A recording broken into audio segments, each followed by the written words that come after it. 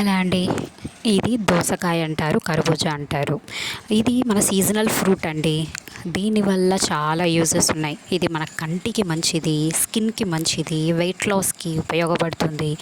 అలానే మన digestive system ఉంటుంది కదండి, ఈ తొక్కను తీసుకోవడం వల్ల మన డైజెస్టివ్ సిస్టమ్ కూడా కరెక్ట్గా పనిచేస్తుందంట అండి. అలానే ఈ ఫ్రూట్స్ని వెనకలు ఉండే తొక్క ఉంటుంది కదా, ఆ తొక్కను కూడా మనం ఫేస్ ప్యాక్ లాగా యూజ్ చేయొచ్చు.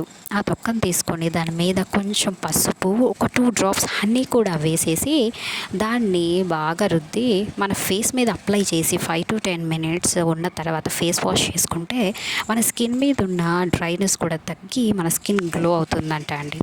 అలాగే మా పెద్దవాళ్ళు చెప్తున్నారండి, ఆ తొక్కను అలానే తినడం వల్ల కూడా మన కడుపులో అరగలేదు అనుకునేది కూడా అరిగిపోతుందంట అండి.